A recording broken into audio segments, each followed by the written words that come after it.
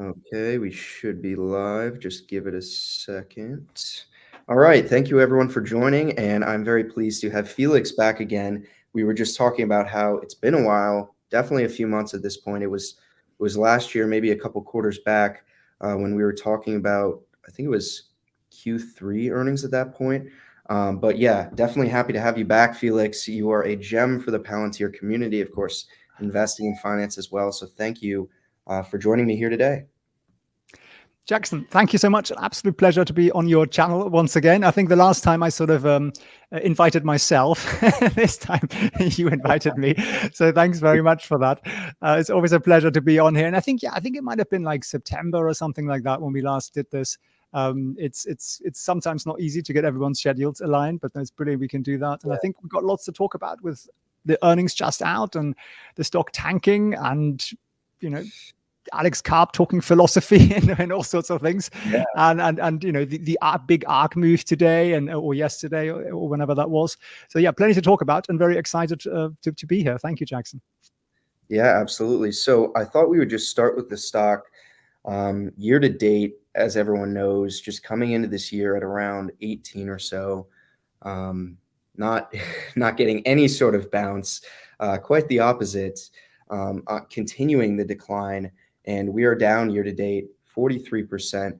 So what are you thinking just currently with the stock all the way back at DPO prices? Do you have any thoughts on the stock just from a stock perspective, just lens on that, with completely giving up all gains from last year or from even 2020 at this point? We saw the immediate rise from late 2020. And then the stock was just kind of range bound between 20 and 30. And really towards the end of last year. Happy days. Yeah, we've seen just a drop of 60% off of, I think it was 77% from that rather abnormal high there. But yeah, what are you thinking about the stock at this point, all the way back at what I dare say is not really what any of us bulls expected to be back in the DPO range? I think really what we all have to take into account is that this is still a growth stock. And I think people sort of say, well, the business has been around for a long time and it's been around for over 10 years. And therefore people sort of forget that I think because their technology is ahead of actually what a lot of customers demand and what the market expects, it is still very, very much a growth stock. And with growth stocks, you need that 10-year horizon. Otherwise, you end up in a very, very risky spot. And we've seen that the market massively overshoots on the upside and then it massively oversells on the downside. And that's just the way markets always are. Markets are brutal in the exuberance and markets are brutal in the panic. And at the moment we are in the panic. And I mean, if you remember 1 year ago, right, and the whole inflation thing started to become a subject and we sold off more or less into May and then we kind of recovered a little bit. And that was kind of the continuous panic, and now we are into the interest rates panic, and then we've got a bit of Ukraine, Russia thrown in, which quite frankly should benefit Palantir if anything. And I think, but what I always say to my students is, what is noise today and what actually impacts earnings? Does a war in the Ukraine impact Palantir's ability to sell software to the US government or US commercial or anything like that? No, of course not. And it's the same for most stocks. It has zero implication. Now, if you're in the gas business, okay, maybe there is some implication, or you're making aluminium in Germany or something, maybe you've got an energy price problem. But for the vast majority of stocks, this stuff is noise, and noise is opportunity. But the market sees so much noise that everybody panics, and media loves a panic because that's how you get the most clicks. And I mean, we can all see that on YouTube, right? The channels that grow the fastest are, crash tomorrow and 90% down, and do that every single day. And it works. It works incredibly. And that's how our psychology is functioned. But really, I think we all need to take a lesson in investing psychology and step back. And I love a bear market. It's my happiest time of investing. And it sounds strange, but I'm the happiest when stocks are falling, seriously. And the longer, the better, because it just gives me that opportunity to buy more. The DPO pricing, is that more of a re-rating of Palantir along with all of the growth stocks? Or do you think it's something else? Like, why have we seen, just at a big picture level, why have we seen the stock give so much back? Because personally, I don't think this is all because of the macro. for Palantir to be down 77% or 50% just in the last few months. I think there's probably something else going on. What do you think about that? I think there are two things at work here, really. One is that we have a revaluation of the whole sector. And what I was saying literally a year ago, and I'm not a prophet in any way, shape, or form. I don't know what happens, but we were seeing inflation was going to go up. When inflation goes up, it hurts growth stocks that are not yet profitable the most, because discounted cash flow models basically discount more when inflation is higher and when interest rates are higher. And that costs you. So a 1% increase in inflation costs you about 10% of value as a really rough number. So inflation going from 2 to 7%, ouch, right? That's 50% gone. And then at the same time, you have a company like Palantir, which is expected to over deliver quarter on quarter substantially. And they've been kind of doing just okay on the earnings. I mean, a little bit better mostly than expected, but not like wow. And when you're a growth stock and there is a substantial risk of people don't understand your technology, people think you're not making any money, all that kind of stuff, people have to justify how they invest. And I'm talking here about the institutions, and they can buy Microsoft and they can see, or, PayPal, 57% return on capital employed. And it's very easy to justify. Or they put their money into Palantir, and then they have to say, yeah, but these guys are outperforming. Look at them. They're like, momentum is behind them. Now, momentum isn't behind them because the macro side is killing them, that momentum. And at the same time, they are not scaling as quickly as we'd like. Yeah, they're doing what they said they were going to do, but that isn't enough for the market. The market always wants more. You give the market 40% growth, it wants 45% growth next time. And then the next time after that, it wants 50% growth. If you only give them 45% growth, the stock sells off because everyone's disappointed. And that's, the sort of strange universe we live in. But I'd love to hear your take on that. I mean, you follow Palantir more closely, I think, than anybody I've ever come across. So, what's your take on Palantir the last 6 months or so? Yeah, I think it really has to do at least partly with the retail interest. And I think that's really what sent the stock so high. Of course, money supply and all of that. But I think the retail interest, even if you just look at the ownership figures, this is predominantly a retail owned company, stock that is. And the institutional ownership, while it's increasing, is not like the retail sentiment, I feel, at least in the past, had a much greater impact on the stock, sent it to highs and has now sent it to lows. And I think with retail growth investors sort of getting crushed, I think that has had an impact.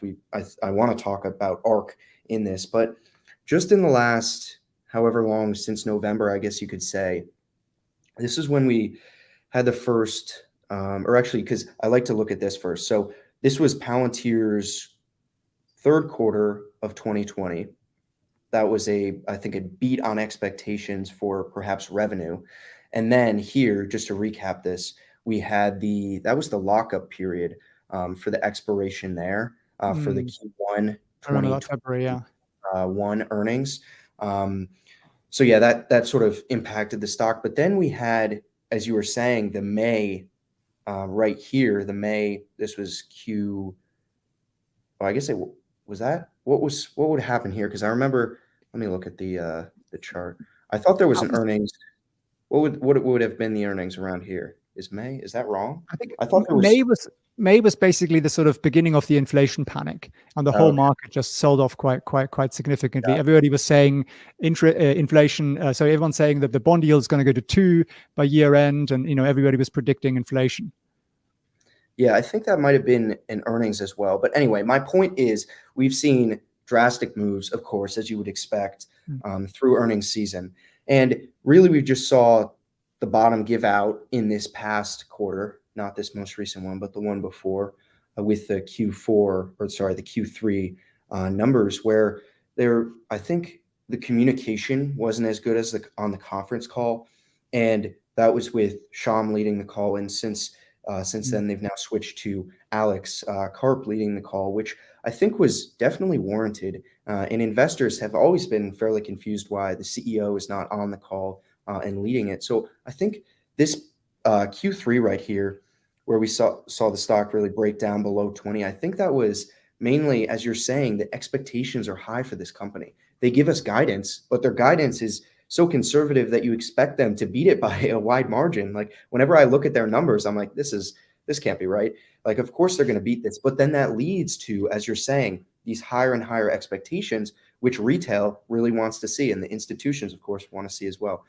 So we had that breakdown. I think this was mainly communication issues, which is really important for institutional investors to be able to communicate. This is what the business is doing. We don't want to hear your sales pitch on the call. We want to hear about the core business. We want to know how are the financials going to improve. And then one thing I want to talk about, because I've been thinking about it more and more, is the SPACs, and how the institutions see that. Because I think the institutions are like, let's see real growth. Let's see organic growth from the core business, from getting contracts, not necessarily.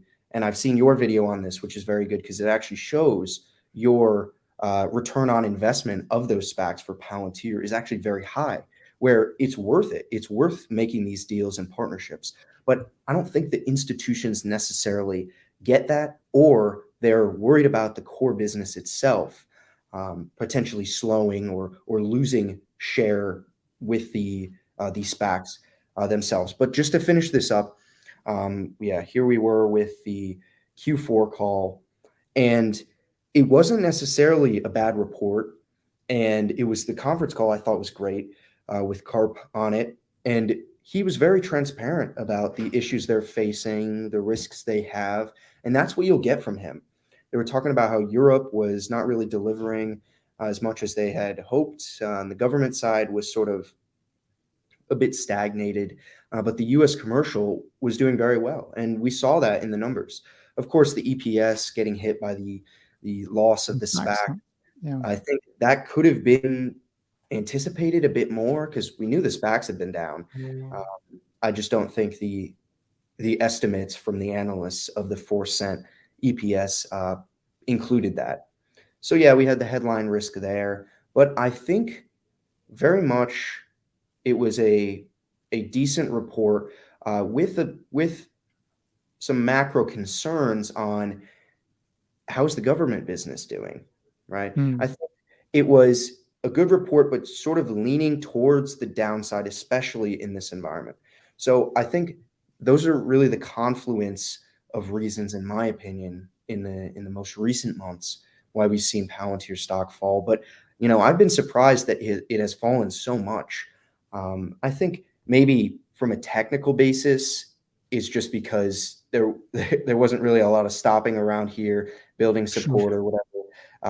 It was just shooting up, and now we've come all the way back down again. But yeah, I'll just say it again. I've been very surprised to see Palantir down here in the $10 range, especially because you look back more than a year back to when they DPO'd in September of 2020, and look where they are now with the core business. It's like the growth is there. We've seen the growth. I don't know what they DPO'd with in terms of revenue, but it's been a significant increase. It's not like the core business is staying the same or even declining. So I don't know. Those are just my thoughts. And I think, yeah, it's just very hard because you're never going to get the price right, obviously, but I'm trying to, as much as I can, try and understand why the price is the way that it is, of course, because we want to see, like, is there a discrepancy? Is there room to actually benefit? And I think it's just kind of silly to see Palantir in the $20 billion range as a company. I think it is perhaps, I mean, looking back on it, was this company overvalued above $30 or even maybe in the high 20s? I think definitely in the market we're in, where growth has just been discounted so much, and we've got the interest rate fears and all of that. But I've been having a bit of a trouble coming to terms with what Palantir should be trading at. But then again, I don't know actually if that is really a concern of a long-term investor. Like, if I want to have my money in this company, is that really a concern? And I don't think picking the sentiment and the momentum is really what a long-term investor needs to be focused on. But I like to have that lens of what's the price versus what I think it should be. And when we had Palantir in this range right here, I really thought that was market acceptance of Palantir from a relative basis along this range in the the stock price that it was, and to see it fall below that significantly, like more than 50%, it's just kind of surprising. So yeah, any thoughts on that, or should we? It is. I mean, you hit a lot of really great points there, and I'm sure I've forgotten 8 out of 10 of those because there were so many, but they were really great. Yeah, So please yeah, remind me. But I think just on the the whole like zooming out thing. If you look at any stock, look at Google or Amazon or something like that, they went through phases where they lost 50, 60, 70% of their market cap, and the market has tons of psychology behind it. It isn't just numbers. So $1 billion in revenue a year ago was worth double or triple what $1 billion in revenue is worth today, or even profit. And that's neither is right or wrong. You just need to have a longer horizon. And I think fundamentally look at, is the company improving, right? Are they growing more now than they were a year ago? Are customers sticking around? Are the margins improving? And is the addressable market actually there? And I think from this last, you made a couple of really great points on the last earnings. You can see why analysts will have some concerns. We have got only an additional 8 million in new government revenue. Now, before the course started, we were talking about, well, what does new mean? Does this, for example, the CDC renewal, is that a new contract? Does that sound as new? That's the tiny little slither there on your right bar, right? That 8 million at the top there. Or is it only new business if it's a new agency or a new country? So we don't fully understand the definition there of that. But typically, that government revenue has doubled or tripled or even more year on year. So if we only get 8 million in 2021, the analysts are thinking, well, does that mean next year that's only going to grow to like 20, 30 million? That's fairly insignificant compared to previous numbers. So you have that, and then you have the SPACs, which kind of hit Palantir twice, because A, the analysts discount the revenue, and secondly, they do count the impact of the SPAC share price fall on EPS numbers. So it's kind of like definitely not something that you would do as a company if you wanted to please analysts in the short term. And in a way, it shows strength and leadership of management, that they're just going, well, we're doing this and we know you're going to hate it, but we're doing it anyway. And we don't really care because we think it's the right thing to do, which, provided you think management is quality and management is going to deliver, then in the long run, that will prove right. And it will prove not just a big revenue and profit driver, but also a big SPAC value increase. So I think a lot of the SPACs that they invested in are really fantastic businesses and fantastic business ideas. I mean, just that thing, putting concrete blocks on top of each other, that's a bizarre way of energy storage. I've never seen anything like it. And, there are lots of those. So an analyst will always hate a company for becoming a sort of venture capital fund, because it's not the core business. They don't like it. They don't like when you branch out into things. And a lot of the greatest businesses we have now have branched out into things that analysts have hated, because they see the growth, they see the opportunity, and they're not constrained by that sort of short-term thinking. So you have to just bear that in mind with growth stocks, and especially one with a fairly eccentric management like Palantir, that they are just going to do what they think feels right. And in the short run, that brings massive, massive volatility. But at the same time, as you said, I mean, we have substantially more revenue. We have better margins now than we had a year ago. We have more clients we had a year ago. We have more government contracts, more commercial contracts. Commercial is finally firing on all cylinders, which is what analysts always wanted. And now the government's slowing down a bit. But then does the government, I had a few comments on my channel from people working in the government. They said, look, we never really award many contracts in November and December. We are busy with, I don't know, budgeting or whatever they do. So there might also be some seasonality there. So could that all have been explained a little bit better? Probably. And I think part of the challenge that Palantir has is that they focus more on running this like a startup and just going wherever they want to go with growth and changes in development and hiring people and all of that. And they don't really kind of play towards Wall Street, which is eventually what companies always have to end up doing. And in a way, I'd rather they develop great products and great growth than play to Wall Street, because that's short term, isn't it? yeah, I think the numbers simply were not exciting enough. And at the same time, there were a couple of things in there that are like, ooh, that looks a little bit worrying. Tell me more. And you just don't want to have those things in your earnings. If you've got one of them in this particular period we're in, I mean, look at the Netflix earnings. They were good, right? And they were down like 25%, or, those massive profitable stocks with tons of free cash flow and a genuinely proven business model that people actually understand because everybody uses those products. They got hit over the head very, very harshly. So I think it's just where we are right now in the market, and everybody's kind of looking and itching for something to come down hard, basically. Yeah, yeah, I love all that. Yeah, so just responding to some of those points on the SPACs. Yeah, I think, of course, Wall Street is like the reason an institution invests, or the reason anyone invests, really.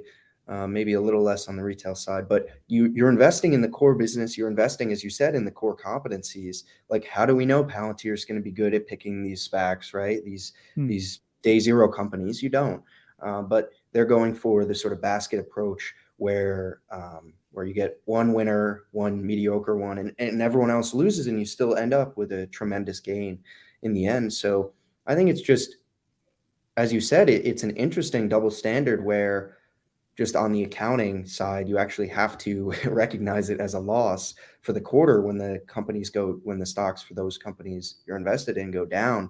But at the same time, you're saying, hey, this revenue doesn't count. Now, it's interesting on that point. I wonder, when they decided to do this, because this is my question, which sort of answers to the, I think what Wall Street is concerned about is, do they start investing in these SPACs because they see weakness in the future in the core business, or just as this other opportunity, let's pursue that? Now, that's fairly unclear, but I think if it's the former, that is, of course, more concerning. Now, they're making it harder to sort of see which way it is because it's together, and that's why Wall Street backs it out. But I mean, you just see this tremendous addition right here of the 53 million in 2021, and yeah, it just makes me think that if this was just if Palantir was just a commercial company and this was their only side of the business, I think the stock would be reacting much more positively to this report. But as you mentioned, the government potentially weighing down this earnings with the slowdown. Now, I think, and again, this goes back to Palantir's communications with their earnings, but also just in other ways too. I think they could have been much more clear on the seasonality of the government business and saying, I thought there was a slide on this. Is there a slide on this where they show? I'll see if I can try and find that. But my point is, they could easily come out and say, hey, the government, like, this is seasonality kicking in, or this is something else. I think they could say that, and that would be much more clear to investors. And because they didn't, you have to sort of read between the lines, like, which way is it going to go? Obviously, there is seasonality. It's not like there isn't. But the question is, to what degree does the seasonality impact? There was another point I had on the government side, but I just forgot it. Yeah, I think it's very interesting that. Oh yeah, I was just going to mention how with Alex Karp leading this, they really just gave him the floor, literally, and just let him take it away. He didn't have any notes in front of him, so he was just giving raw thoughts on the quarter and sharing all of that. So I think you do sort of miss some of the hard numbers or the outlook or whatever that you would explicitly want to say, but in return, you're getting this bigger picture. Hey, we need to work on Europe. Hey, the commercial's doing great. It's going to double again this year. You're getting that sort of stuff. We're on the path to profitability, as he said, in about 2 years. We're working on normalizing the stock-based compensation. And you get sort of that bigger picture, which I think is very important. And we haven't necessarily been getting from him and the company. But when he's on the stage, he'll say stuff like that. And we might miss some of these other things. Yeah, I don't know. I think the analyst, yeah, I think it was also, just as a side note, it was interesting how they structured it, taking fewer questions and mixing in the retail and the institutional. But yeah, I think it was great to have that sort of platform. but it does leave some of these other questions, as we can see. But just on the government, I mean, there's only one way this chart is going.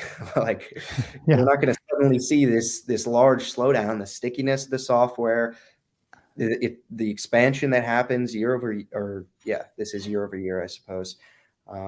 Yeah, I don't think there's any question which way this is going. I think it's just the question is, why didn't they explain it a bit more? Any thoughts on that? Exactly.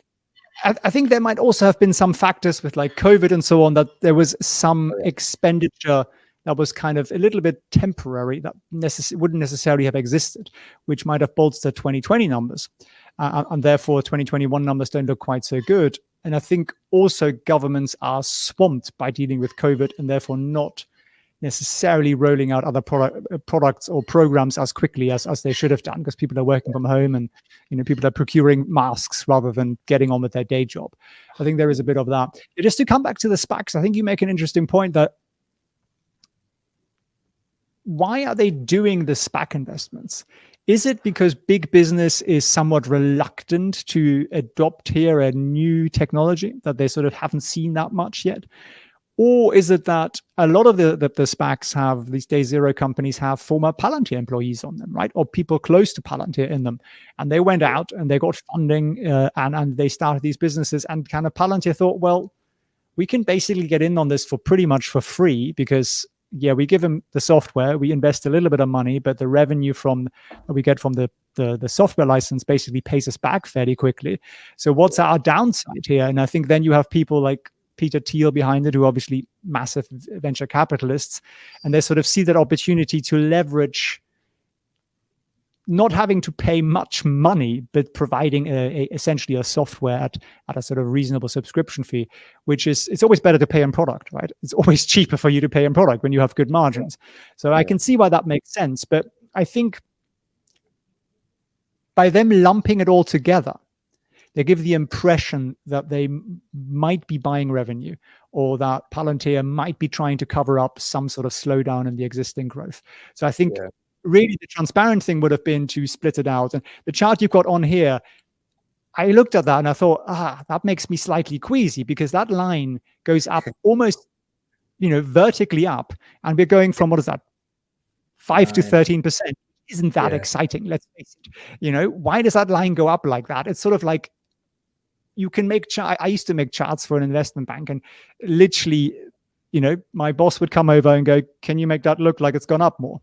And all you do is you play with the axes, and that's what you do to give a certain impression. And that's why I'm always a little bit allergic to charts that look like this, because, so it kind of makes you think, is there some insecurity here on part of management that maybe part of US commercial revenue isn't growing that quickly? And is that a problem? Well, I don't know what the numbers are if you took the SPACs out. I mean, if it was still 100% in Q4, I think the number would have perhaps been more honest, and then have the line below it and be like, this is SPAC revenue, and we think this is going to grow like that. So, but you know what? There is no perfect presentation. I mean, there really isn't. I always think the companies that are most confident put out the worst presentations. Have you seen the Amazon one? It looks like it was made in like 1997. It's just like the most basic, simple Excel chart, 6 slides, done. and in a way that just shows like, we just don't really care that much. We don't need to make this look polished. We just have good numbers. We're confident what we're doing. Either like it or you don't. And I think maybe Palantir's investor relations guys could learn a bit from that. Give us a little bit less polished stuff. Just give us the raw numbers. Give us a table with the figures broken down, and leave it at that. But I mean, they are playing to retail, as you said. A lot of the investors are obviously retail, and I think that's why they're perhaps making this look quite pretty. Yeah, definitely. I mean, they can choose whatever they want to put or highlight in these, as you're saying, but of course they do share the actual like financial releases with the SEC. But yeah, I think it's interesting what they choose to highlight. It's definitely not very concise. Like, they're showing all of these different things, some that they're highlighting more than others. Like, we hadn't seen this before, like in a prior quarter, and now all of a sudden they're showing this. So yeah, a bunch of different stuff. I think, they could obviously be better. And I think they're marketing and also the investor relations stuff has improved over time. I want to come back to this TAM thing because I saw you talking about that. But first, I want to get your thoughts on the path to GAAP profitability. And yeah, so here we are with the gross margins, GAAP, of course, below the adjusted gross margin. That's just the accounting deal with that. But I don't think this is the interesting one because this is just relatively flat, not too much improvements or declines there. But here we have the operating margins with GAAP, again, below the adjusted operating margin, which excludes the stock-based compensation. And there's like this related employer tax that they have to deal with. So here we have the GAAP operating margin increasing relatively significantly, as you can see from the graph here. And they talk about, as I mentioned before, wanting to and needing to, because of the nature of the business, be profitable. They've got $2 billion in cash, no debt. Like Harp talks about the business being built for hard times so that they can service and provide their products when they need to. The platforms for the government side especially, but also these businesses, they need to be able to withstand any sort of factors macro-wise. So they say, hey, we actually need to be profitable. Like that's not a crutch we're trying to use, this operating loss and everything like that. We actually need to be profitable, and we are planning for it, and we will be profitable. We just need to get this stock-based compensation under control and all of that. So what did you think about those comments being built for hard times, which I sort of dismiss? It's like, that's great, but I think it's just one way of phrasing it, I guess you could say, is they're going for profitability. That is, of course, the plan. They can't just burn money. Because it's stock-based compensation. But yeah, what do you think about the path to profitability, GAAP profitability, that is? Yeah, I think it's an important one. And I think his comment about, tough times sort of thing is also a good one, because a lot of institutional investors will look at stocks only with first of all, high gross margins. Like my core portfolio probably has a 70% average gross margin. And that's intentional, because when stuff happens, inflation, big disruption, supply chain problems, if they get hit by a 10 or 20% cut in their margin, they're still around. It doesn't knock them out. So that's one of the things I like about Palantir's business. I mean, they have a better gross margin than Microsoft, and that's a fairly hard thing to beat. So again, what the analysts are doing, they're looking at that headline gross margin number and they're saying it's declining because it was 84 at one point and now it's, 82 or 83. Yeah. And then they pick and choose. So they pick the non-GAAP number, and then they pick the GAAP number to basically hit on the employer-based, so the share-based compensation. So there is always this, you can attack a business, and I think we're seeing a bit of that here with Palantir just not being all that popular. Yeah. But the way they get out of this SBC problem is that they grow revenue. I mean, that's the first thing. That way, as a percentage, it declines, and they're doing that. And if they keep growing at, say, 35% plus for a couple more years, that share-based compensation will become irrelevant. It'll just become a small single-digit figure. No one's going to be bothered about it. Yeah. I think it's the DPOs that a lot of investors just don't like. And I'm not a fan of a DPO, because it basically means it's the existing owners selling out. The company gets nothing, right? Whereas if you do an IPO, the company issues new shares, the company gets capitalized, and they can use that money to grow faster, invest, whatever they want to do. Whereas with a DPO, you just get a bunch of venture capitalists and private equity guys who go and buy another private jet. And you are paying for that as the shareholder. So that's why, I mean, I can see from a company point of view, there are advantages to a DPO. You have a lot more control. You can, you're not quite at the mercy of the market so much. But it was a thing that was very popular in 2020. And it's very popular typically in real boom markets, because otherwise investors won't put up with it. I think if you did some DPOs right now, you'd struggle to find buyers. So there is a bit of that. And then you get that massive share-based compensation that's kind of attached to that, because these guys haven't really been paid for the previous 10, 15 years of working. But the way that was structured was, it was transparent. It was in the S1. It wasn't like it was a secret. They snuck on us.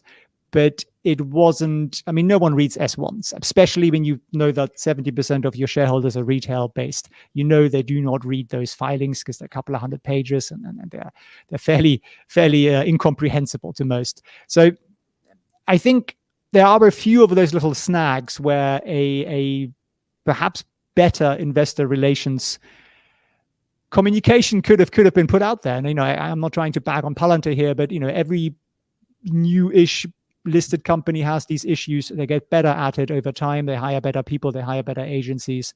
And Shyam, for example, I think he's a very inspiring salesman. I mean, he's very on it, right? He's great for TV in a sense, but because he's got such a he sells so aggressively all the time that I think when you're talking about numbers and earnings, you kind of think, well, why is he selling so hard? So I think, again, that might have put off institutions who were tuning into those earnings calls, which is perhaps why Karp is the better choice. At least there, you're getting a bit of a character, but he's a lot more blunt. He's a lot more to the point. He doesn't try to kind of make things sound as exciting as Shyam does. So I think, look at that lower chart that you got on the screen, right? It's moving in the right direction. It's a heck of a lot better than it was in Q4 2020 when a lot of people were investing. It's a substantial improvement. So give them an extra year or so, and they should be near break even. You would think maybe it'll be a little bit longer than that. But I think, again, they're trying to sandbag so that they can actually over-deliver, because you need to over-deliver, right? Yeah. You need to do it a few quarters early. But yeah, I think for a lot of these growth stocks that we're seeing struggle so much, achieving profitability is what's going to remove the great big knife in their backs, which is, they're not making any money. Well, yes, they are making money. And then we're going to have decent operating margins rather than just decent gross margins, what we've got at the moment. Yeah. Yeah, great. I think, Shyam's great. He obviously runs the business very well. I just think Karp is the one that resonates with, of course, the retail investors, and he comes across as the leader and the person that's driving the direction of the company, which for maybe this was just a year-end call sort of thing because these were the numbers for 2021.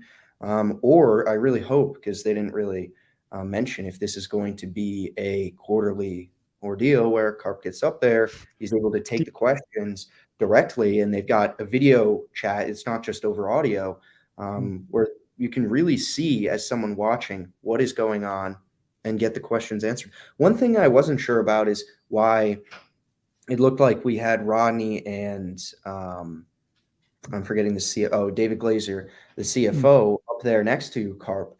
They didn't really jump in at all because I thought maybe they'd be able to provide some clarification, especially David Glazer on the financial side. But yeah, I'm sure that's a work in progress. Excited to see how they work with that. So I'm actually going to take this down because I want to talk to you about ARK Invest, but I need to open the tab.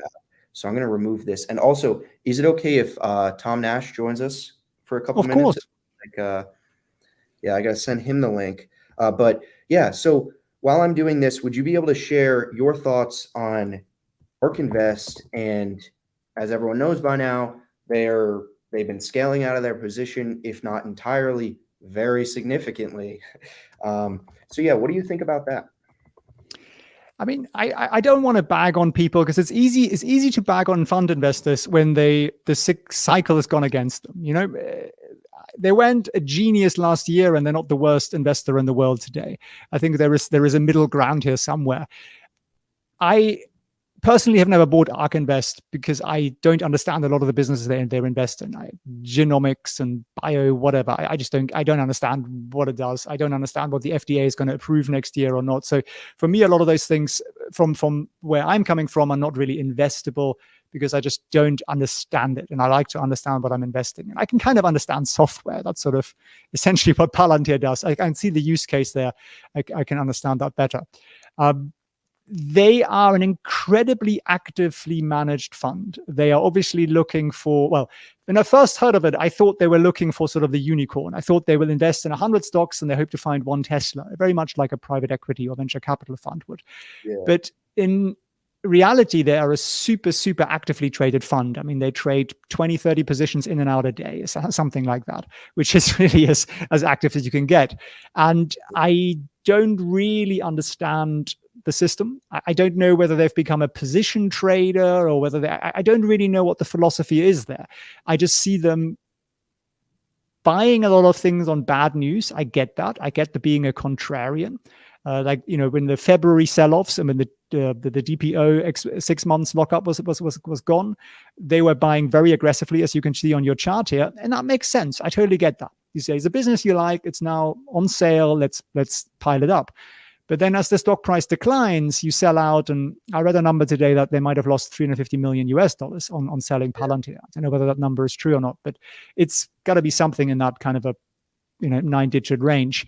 And that makes me sort of think, well, what's going on there? I think fund outflow is a problem for them because, again, like Palantir, they're very retail based, and retailers are fickle people.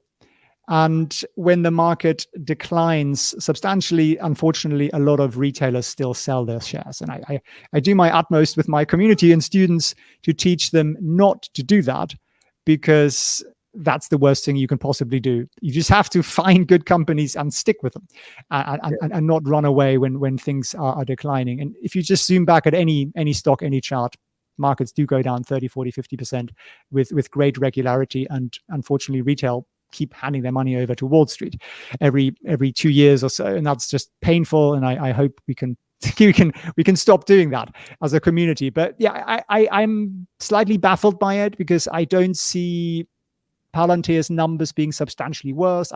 We see an improvement in margins. We have a bit of a government slowdown, but I think the time period is probably too short to really understand whether or not that's a problem or whether that's a seasonality thing, or a little bit like with the streaming businesses and so on. They had a big boost through COVID that probably isn't sustainable at the same rates, but that doesn't mean the businesses are now worth 50, 60% less. So I'm baffled, honestly, by what ARK does every day. I get the alerts every day of their trades, and I'm always like, what? Typically, they do the opposite of what I'm doing, which is, I don't know whether that's a good thing or a bad thing. I mean, one of us has got to be right. But yeah, what are your thoughts on that when you saw that? I mean, when they started to sell off and now they are near zero. Yeah, so they like to trade around earnings, at least with Palantir. And I just remembered because earlier when we were talking about the time frame, I was like, oh, I don't know if that's a quarterly release. Anyway, back here we had the Q4 earnings. This was the Q1. This was the Q2. Q3, and now Q4. So you'll see that they were buying heavily Q2 earnings right after the Q1 earnings right after the Q2 earnings, and then not much really around here. But when we saw this right after the earnings, the same day that they sold 5 million, and then I don't know what it was, over 10 million or something like that. I was like, 11 or something. They're closing the position. So yeah, I'm really confused, to be honest. This does not seem like they're dealing with fund outflows to close an entire position. It really doesn't seem like that. No. So it seems like something in the earnings report release, or they just were waiting for that as an excuse, or because they wanted to see if there was going to be some sort of inflection upwards or something like that. But my point of view is that this is not a sort of, we need to manage the portfolio. This is, we are closing out of Palantir. And, it's even more baffling because we've heard Kathy Wood on about, she was on Bloomberg or whatever. She's been on CNBC all the time for when she talks about Palantir, or at least did previously. She was like, 5-year time horizon. We love what they're saying, which now those quotes are coming back to haunt them. But I really don't get it, because if they really believed in Palantir, I don't think the government business slowing down is what's making the change here for them. I know that was in their release, their email that they sent out, explaining the drop in the stock, not necessarily explaining why they're closing the position. But I don't think it's that. And I don't know if we will know why they're closing it. I've seen, speculation either way. I think, Yeah, I don't know. It's tough. And that's because Kathy, yeah, I mean, it could be tax loss selling. I don't know. It could be any number of things, really. It's kind of the But wrong time of the year, isn't it, for tax loss selling? yeah, I think so. Yeah, and they've got plenty of losses. There come lots of losses. I mean, they could have just like sold, 10% of the whole thing. And I mean, I think you're totally right there. If you are simply short of funds, so my dog is chewing something on the floor. If you're simply short of funds, you just kind of shave off a bit everywhere, and that kind of makes sense. Or on certain positions, and some you favor, you keep more of. And that's kind of what I thought when they're selling 5 million. I thought, okay, they are, they're seeing some outflows here. We've all seen the numbers, so they're kind of just repositioning a little bit here, and they think, well, maybe Palantir isn't going to give me that return. And I think that's probably the reason they're doing it, is that they need to deliver quarter on quarter, very short term, very significant returns. Otherwise, they lose money, leaves them. So if they're investing in a stock that, I mean, what's the catalyst for Palantir, doubling in the next year? I don't see it. I think the market sentiment might improve in the second half of the year. I think as we accept that inflation and interest rates are really not as bad as we thought they were, we might see a general improvement of the market. But there isn't sort of this one thing, oh my God, if Palantir gets that contract or gets this partnership or something, that's going to change the business. I don't think that's going to happen. The business is too big now to be impacted by a single event like that. So I think they might just look at it that way and go, look, we can hold this for a year, but we might make 20, 30% if we're lucky. So why, therefore, are we holding on to this? Because we need to deliver 20% this quarter, or we lose another $1 billion in retail money that's going to go into the SPY, which might be more suitable for most investors anyway. So I think it might be something like that, where they just look for, is there a short-term opportunity for that business to really go on fire? And if there isn't, let's get out of it. Yeah, I think that's definitely probably more accurate than what I was saying. And it's interesting because ARK Invest and all these funds, they're in the business of promotion. Yeah, someone was just saying, the FDIC contract, that could be a catalyst. But we've been hearing about that for the longest time, and don't necessarily know when the decision, at least I haven't kept up if there's a decision being made soon. But again, to your point on what the way they make money is with the fee or whatever, the investment fee, which means you have to have your money with them. They're not making any money from the return up or down. They're making money because you have your money with them. And of course, when you see the fund decline 50%, you start to get concerned. So I think they're in this sort of vicious cycle where the stocks have gone down, but the ones that have gone down the most, they want to buy more of because they're expecting a rebound, perhaps, potentially. I think it's just hard to read into it because they say, and they are open source, except when it comes time to explain their investments or their buys and sells. Yeah, but the thing with Palantir is it was just at $20. Now it's at 10. Yeah. Why are they selling Palantir when it's come down so much more than even other stocks they hold? That's why, yeah. I mean, the only thing I can think of, as I said, is that they are looking for that one thing in their portfolio that might give them the boost in March, because they need it. Because as you say, they make, 0.75% or something on everybody's money. But over the year, so if the money doesn't stay there for the year, they only make a fraction of that percentage point. So that, it's fairly hard to actually make money as a fund, because you need a lot of money to manage to actually, the margins are pretty small. So yeah, I think we've all tried to understand what Cathie Wood is doing, and I think nobody really knows except for her. I think when I first looked at it, I thought it's sort of like, kind of like a private equity approach to, let's just buy a little bit of all of these potentially great growth businesses. And that way, in the long run, we're going to make some money. Some will fail and some will be brilliant, like you said earlier, and they're going to carry the whole portfolio. But because they are so active, I think it introduces a lot more risk, and B, it introduces massive trading costs. And those are hidden fees with funds, right? And normally that's what we back mutual funds for. But let's face it, ARK is a mutual fund. It's just labeled as an ETF. The fees are also more like a mutual fund. So they must actually have enormous hidden costs in there because they're trading absolutely everything every day. So I don't know if it's really an appropriate investment fund for most retailers. I think it's probably a little bit too risky for most people just because they don't give you the time horizon. I thought they would buy the stuff and say, come back in 10 years and, and see what happens. But they're not accumulating at these points. So yeah, it's a strange one.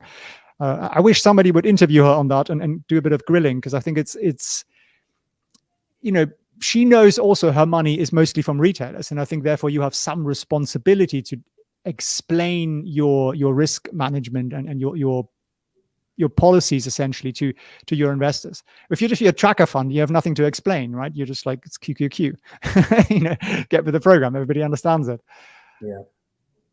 Yes, definitely. I think it's very interesting, as you were saying, like active versus passive, and how potentially the active has gotten them a bit in trouble with their trading instead of, as you're saying, just buying and holding. But you can buy and hold yourself. Like the active part of the fund is why you choose ARK Invest.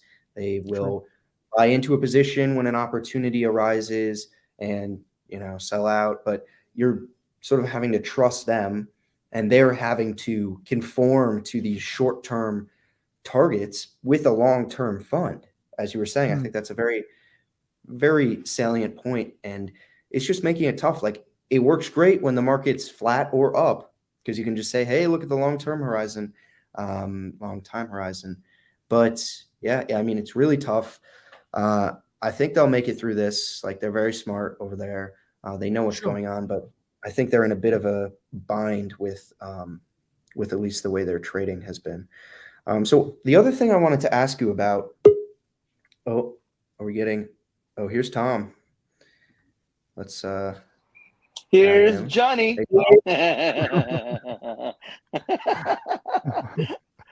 He gave half of his money to his ex-wife.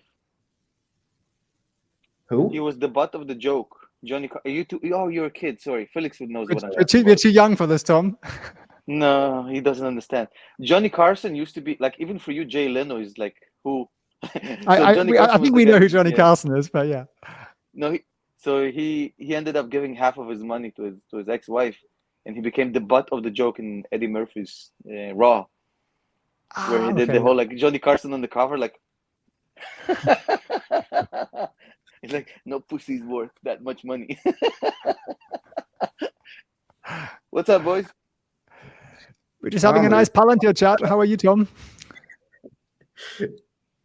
Good. I've been listening to your stream. Some of the more well-balanced, well-put, and actually quite deep analysis. Some stuff I didn't even consider. You know what it occurred to me when you were having the discussion about the DPO? Is that I think you guys nailed it. When you DPO, by definition, your starting point with institutionals is very low versus a classic IPO structure where out of the gate, you're getting like 40-50% institutional. I never even thought about it, to be honest. Now it seems to me like, oh shit, how did I, like, how somebody says something brilliant, but you've never came up with it yourself? It's like, oh, wow, that's so true. It's a starting point that pretty much, it almost like you have to earn your institutional holdings when you DPO. You know what I mean? It's good for private equity and not really for anybody else. Yep. I'm glad they DPO'd. I feel like it's the only way you can give a fair shake to retail investors, to be honest. But the flip side of it, guys, is what you mentioned, is the insane, manic depressive trading of retail investors in general. Yeah, I think, credit to Felix on bringing that up. But what you were sort of saying, Tom, is I think the internet on my end might not be good enough for the stream. Okay, was I cutting out? Do you know, Felix? I can hear you guys both perfectly. Okay. Yeah, I was just going to say, I really like both of your points where with a DPO, you have to sort of earn the institutional interest, whereas with an IPO, you sort of start with it, and that can fluctuate over time. But with the DPO, I think especially with Palantir, we have sort of these concerns on the institutional side, as we were talking about with the SPACs and what they're doing there, but also the growth. And is this going to live up to the expectations where we want to see it play out before we really make a big bet? But we've seen the institutional ownership, as everyone knows, rising and increasing. So I think it's an interesting place for where they started, as you were saying, Tom, with high retail versus lower institution, and it's sort of flipping, which should have an effect, I think, on the stock and the volatility and sort of the direction. I don't know. What do you think about that? I don't know if my internet is acting up or is it something not on my end, but my presence might have screwed up the stream a little bit. As far as are you getting interferences, Felix, or is it just me? Just a tiny bit on the audio, which might be on your end. So it might be on my end. So I apologize in advance. So I couldn't hear the question, Jackson. Let's try it one more time, and if not, I'll just hop off since I'm in my bunker, I'm hiding from Putin. Yeah, I was just wondering. Undisclosed location. Okay, yeah, I'm sure. You like my name, by the way? Protecting losses till rescue. That's a philosophical statement today. You've hung out with Alex Karp too much. Yeah. All right. I'm not sure. I'm not sure it's coming. Tom can hear us. Yeah, unfortunately no, not. guys, my internet is total trash. I'm going to hop off. All right. Okay. Well, good to see you, Tom. It doesn't really work. I'll try to log on later if you guys are still on. Okay. Yeah, let me just thank him. All right. Well, I know that was very interesting. The idea of the DPO, as you had brought up and were saying, and then how that really means they have to earn the institutional interest, and the retail before that even has the effect on the stock. I think there's not much that can be done about that. But yeah, the other thing I wanted to ask you about is, because I've heard in your videos you talk about options, you have your options course that people can definitely check out. But I want to get you talk about not buying calls, but actually getting the premium on the opposite side of that. But what do you think about, because I haven't heard this, maybe I just missed it. What do you think about leaps and long dated calls for an investment you believe will be, more of a long-term, like year or two, we could see some share appreciation. The thing with Palantir, and the reason I don't have any leaps, although I potentially want some, is it's just too short of a time frame. Like, I think if there was like a 3 to 4 year, I think that would be better. Of course, the premium would be crazy on that. But I think leaps are great and powerful, but for 1 year, it's really not going to work. But what are your thoughts on leaps? Okay. I think you might not like it. A lot of people might not like my view on leaps. Okay. The first thing is, when you buy options, you pay a premium, right? That premium is always 4% too high because of the way the volatility index VIX sets up and prices options premiums. So you're always overpaying 4%, which is why I want to be on the other side of the trade. I'm always the side on the other guy. And therefore I always get 4% too much premium up front. So that's the first thing. You make that trade 100 times a year, 500 times a year, that really adds up. My view on leaps is, if you go to the races and you bet you're there and there are horses running around and you're saying, I could bet on one of these 12 horses to win today, but I'm not going to do that. I'm going to pick one of these horses to win at a race in a year's time that I'm not at. I don't know if the horse will be around. No idea what the conditions are, who else is running. And that's what I'm putting my money on. That's what a leap is. It's the craziest, riskiest thing. It works in bull markets. So when you're at the beginning of a bull market and you've got 18 months ahead of you of like that lovely going up, everyone's a genius with leaps. Everybody makes money. But if you say, I'm going to buy a leap that expires in January 2024, seems like a long time away, surely the market should go up. Well, what if on the day before that, war breaks out in somewhere? What if the day before that a power plant explodes near New York? What if the power cuts out? What if the internet isn't available for a week? What if, there are lots of horrific things we could come up with. COVID happens, some sort of, Ebola or something. The whole world catches a virus, which seems completely unbelievable if you move back 3 years. but stuff happens. So you are picking a day here that's so far into the future that you've got zero idea what's going to happen.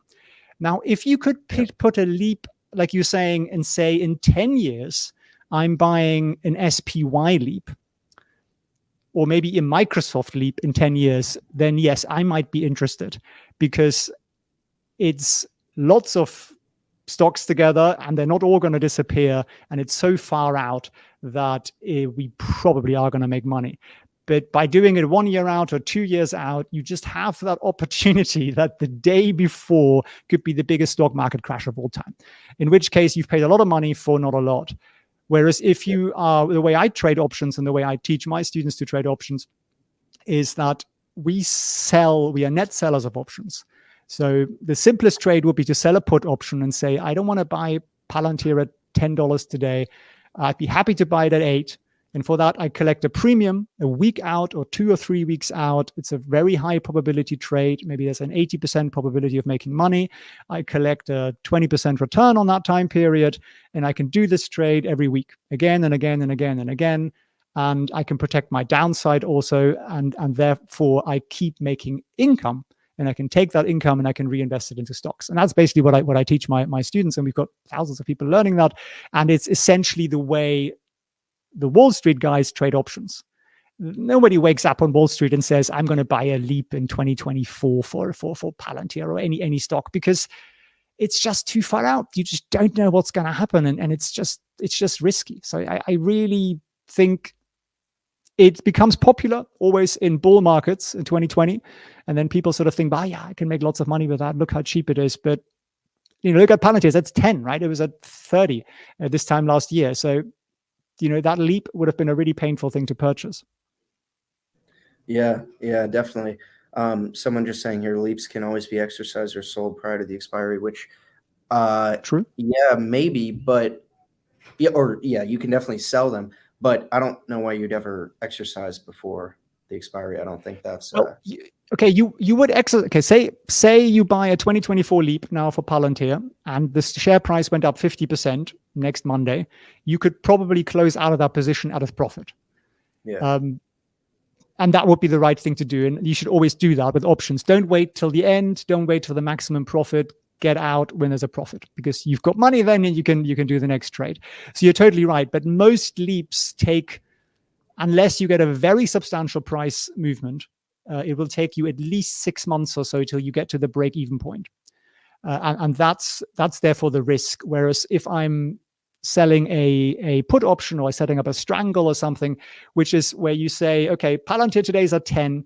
I think in 2 weeks' time, it's going to be between 12 and 8. And there's an 80% chance of that happening. The statistics for that on pretty much all brokerages. And I collect maybe 15, 20% profit on that. But the stock can go up, its stock can go down, and I'm still making money. And that's the kind of market neutral trades that most options traders do, because we don't want to be the one directional gambler. We just want to make money no matter what happens. So I think the people need to learn a little bit more about that and understand volatility percent. That's the really big one you need to understand. You need to understand how implied volatility affects options, and aim to become market neutral and be a net seller of options. And that's how you make money. And for me, I have a small options portfolio, but we are up $4,700 so far for the first 6 weeks of the year. And what's the biggest loss? $50. That's the biggest loss I've had. And I don't aim to have a bigger one. And that was a mistake, actually, on my part. I could have avoided that. I could have been about $10. And that's kind of how you do it. It's unfortunately that most retail investors trade options like they're stocks, and they think, I've got a bet on this going up, and you're missing the real benefit of options, which is making money by selling them and getting the money up front, rather than just saying, hey, I'm gonna leverage my stock portfolio. That's sort of the wrong way around. But yeah, it's a fairly in-depth concept. I don't want to confuse or bore people here who are hoping to get a Palantir chat. Yeah, certainly. Thank you for that insight and for answering the question. So I'm probably going to have to drop off soon. Was there anything else you wanted to discuss here with Palantir? I think we covered a lot, especially the current. I think we covered a lot. No, you were super organized and prepared. Thanks for bringing us back to the subject again and again. Jackson, It's always a real pleasure and a real delight and honor to be on your channel. Thank you. And thank you for what you do and how you cover Palantir. I think literally better than everybody else out there. And thanks very much for having me on the channel. Yeah, thank you for that. And of course, thank you for joining. So tell everyone how they can find you if they are not aware. Sure. You can go to goatacademy.org. That's our website. So go to that. Lots of free resources if you want to learn something for free on options or stock trading. We, of course, also have premium programs, but there's tons of free research and free resources on there to make you a better investor. And that's really, thanks, Jackson, that's really what it's all about. The reason I started this channel is I used to be an investment banker for a little while and a corporate lawyer and so on. And I've lost a lot of money before I knew how to do it and before people taught me how to do it. And really, when I started my channel, much like Jackson, I think our intention is to help retail investors actually make money. I want you to get to financial freedom. Everybody deserves that. The government will never teach you. Universities don't teach it. Business schools don't teach it. I've been to all of those and it didn't help. So you need a community and you need people to do it for you, or you need to really go out and start reading heavily. So check out the website, goatacademy.org. I'd be delighted to have you, and drop me an email. It's felix@goatacademy.org. Any kind of questions you guys have on your investments, I'd be super happy to give you my thoughts. Awesome. All right. Thanks, Felix. Thank you, Jackson. Thanks very much. Have a wonderful day. Thanks for having me. You too.